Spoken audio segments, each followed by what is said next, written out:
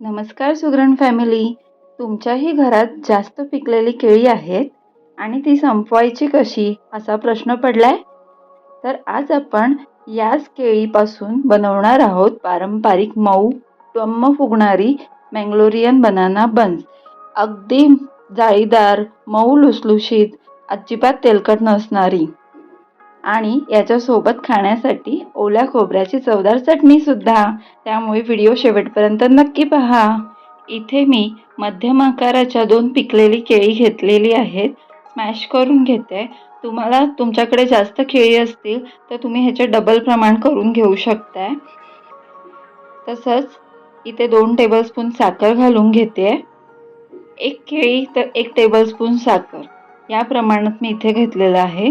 1 teaspoon जिरं घेते. 3 चमचे दही. दही आंबट असलं पाहिजे तरच ते फर्मेंटेशन छान होतं. पाव चमचा खायचा सोडा, पाव चमचा छोटा चमचा घेतलाय मी. पाव चमचा मीठ घालून चांगलं मिक्स करून घेते.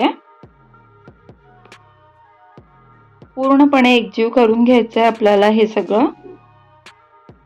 आता 1 चमचा तूप घालून मिक्स करून घेते.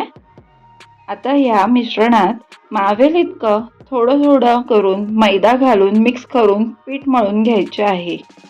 अजिबात पाण्याचा वापर करायचा नाही आहे किंवा दुधाचा वापर करायचा नाही आहे. जेवढं हे ओलसर आपलं मिक्सचर होतं त्याच्यातच आपल्याला जेवढं पीठ मावेल तेवढं आपल्याला घालून घ्यायचं आहे.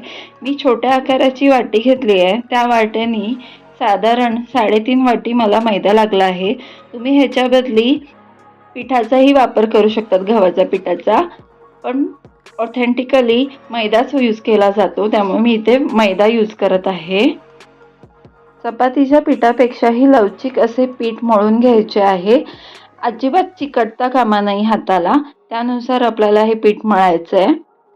आता 1 छोटा चमचा तेल लावून पीठ 8 ते 10 तास किंवा ओव्हरनाईट म्हणजेच रात्रभर फर्मेंट होऊ द्यायचे आहे. तेव्हाच ह्याला छान अशी जाळी पडते आणि खूप मऊ लुसलुशीत होतात हे. सो मी हे रात्री करते आहे पीठ मळायचं काम. तर मी दुसऱ्या दिवशी सकाळी हे बन्स बनवणार आहे. तसेच आपण चटणी सुद्धा करून घेणार आहोत.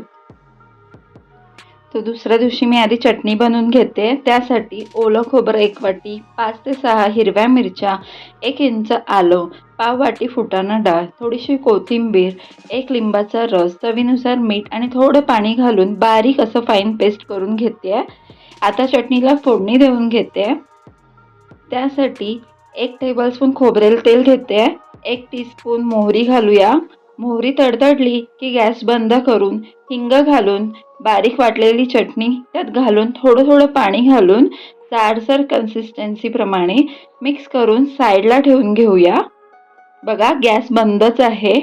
या असं आपल्याला एवढीच थिक कन्सिस्टन्सी पाहिजे. आणि आता बन्सचं पीठ थोडं मैदा भुरभुरून पीठ एकदा हलक्या हाताने मळून घेऊ आणि पुरीसाठीचे गोळे तयार करून घेऊ. तुम्ही हवं तसं साईजप्रमाणे गोळे करू शकता. मी पुरीच्या थोडे मोठ्या आकाराचे गोळे घेते आहे, का तर हे जरा जाडसर होतं त्यामुळे.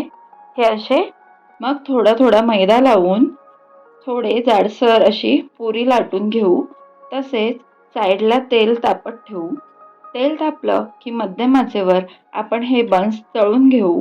बन टाकल्या झारा नाही लावायचा, असे बबल येऊ द्यायचे. बबल येऊन पुरी थोडी वर आले की झाऱ्याने प्रेस करत आणि वरच्या साईडला हलके हलके तेल टाकत उलटून पलटून तळून घ्यायचं आहे.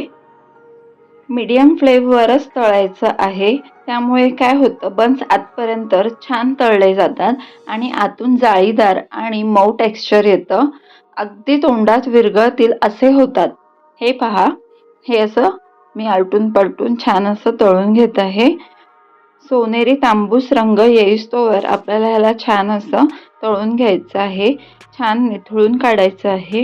अशाच प्रकारे मी बाकीचे बन्स सुद्धा तळून घेते. हे बन्स नुसतेच चहासोबत सुद्धा छान लागतात.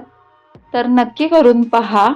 मऊ लुसलुशीत बनाना बन्स आणि चटणी. तुमच्या घरच्यांना ही रेसिपी कशी वाटली मला खाली कमेंट करून नक्की सांगा. व्हिडिओ आवडला असेल तर लाईक करा, तुमच्या मैत्रिणींसोबत शेअर करा. अशाच नवीन सोप्या आणि चविष्ट रेसिपी पाहण्यासाठी आपल्या चॅनलला सबस्क्राईब करायला विसरू नका. पुन्हा भेटू एका नवीन रेसिपीसह. तोपर्यंत हेल्दी खा, हेल्दी रहा.